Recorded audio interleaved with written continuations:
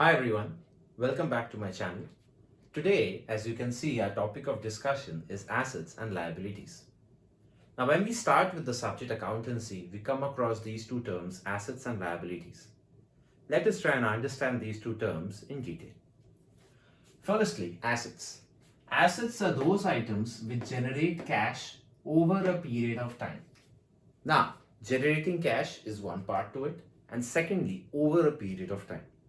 Now, when it generates cash, it means it will help us in earning profit over a period of time.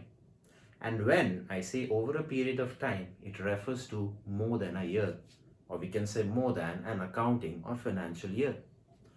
Now, why is it that over a period of time is a factor?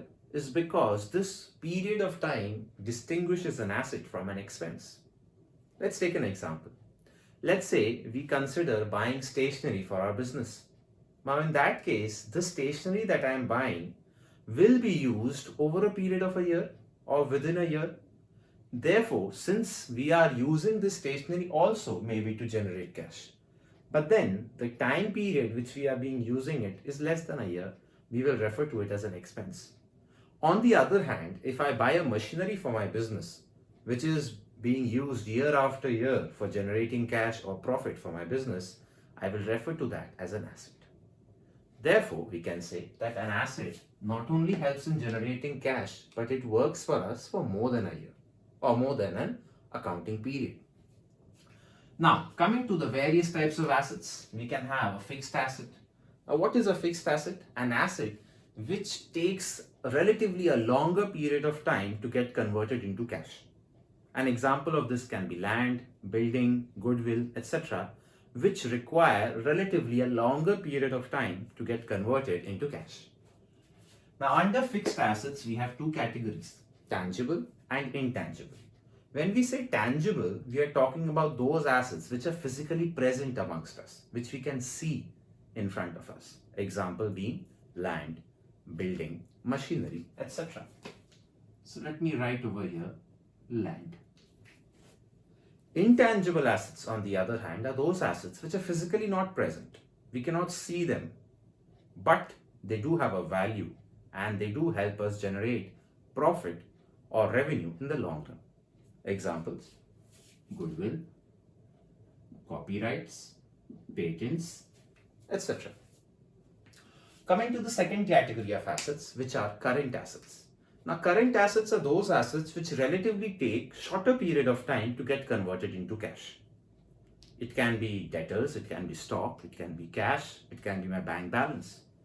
But then again, under current assets, we have another category called liquid assets, which take furthermore shorter period of time to get converted into cash. Let's try and understand this. Current assets are those assets which take relatively shorter period of time to get converted into cash. Maybe debtors, maybe stock. Liquid assets are those assets which take relatively far more less time to get converted into cash. Maybe cash itself is available to us whenever we want, and also our bank balance, which can be easily taken out from the bank account. So, when we talk about current assets, we can consider debtors or stock. And when we talk about liquid assets, we can consider bank balance or the cash that is available to us. Now, we have a third category of assets as well, which is fictitious assets. But this is not really a genuine asset that we talk about, because fictitious assets are those items, let's say those expenses or losses which we have incurred, but they are pertaining to more than a year. Let's say I have incurred an expense which is required for the next 5 years. Now, if I consider that expense only for the first year in my profit or loss account, that will not do justice to my financial statements. That will not provide me the right profit or loss.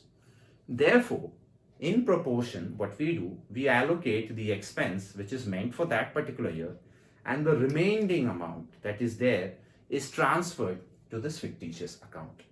This fictitious account or this fictitious asset is used over this period of time as a balance, and slowly and steadily this account is written off. Therefore, we cannot call this as a conventional asset, but then it does work like an asset for us, because we are not going to incur that expense or loss again. But in the long run, we can write it off slowly and steadily. So it can be an expense, or loss for more than a year. Now coming to liabilities. Liabilities again are those items which acts like a headache to me. I have to pay. These are dues which are meant to be paid to the outsiders or to the proprietors who are the owners of the business. Now, proprietors or owners of the business and business, they are two separate entities. We have a separate video for that where we will talk about why the owner and the business, they are two separate entities due to accounting principle. So, liabilities are dues which are to be paid to the outsiders or the proprietors or owners of the business. Now, under liabilities, we have three categories. The first category is internal, when we talk about those people who are related to our business, who are the owners of the business, and we are supposed to pay them. Now, what is it called? Capital. Capital is the contribution of the owner for the business. So, this is an internal liability which the business has to pay, but again, the owners are someone who are directly related to the business. On the other hand, when we talk about external liabilities, we are talking about those liabilities which are meant to be paid to the outsiders. But we do a categorization here. We consider these external liabilities either non-current liabilities or current liabilities. Why so? Because it depends on the tenure for which the borrowing has been done. If the liability has been incurred for more than an accounting year, or you can say the life cycle of the business. Now, what do I mean when I say life cycle of a business? When I say life cycle of a business, I am referring to the time period where the production and the sale of the good takes place. So that entire time period is referred to as the life cycle of the business. So if the payment is not being made within an accounting year or the life cycle of the business, we refer to it as a non-current liability. It can be long-term loans, etc. Whereas when the liability is supposed to be paid off within that life cycle of the business or the accounting period, we refer to it as a current liability. Example of a current liability can be a bank overdraft, because if for some reason I have withdrawn extra money from my bank account, I intend to pay it back usually within a year itself. And for non-current liability, which are supposed to be paid over a long period of time, I can consider a long-term loan as an example. Now, the third category of liability is again an interesting one. When we talk about contingent liabilities, we are talking about those liabilities which can be incurred or may not be incurred. But then there is a high chance that it may be incurred. And that is the reason why we are considering it in our books of accounts. Now, why so? Why is it that even if it is not 100% sure, why are we considering it as a liability? Is because, again, another accounting principle comes into play and tells us that if there is a slight chance of a loss which might happen to us or a liability which we can incur, it is better and safe to consider that as a liability beforehand. So contingent liability actually depends on the occurrence of an event.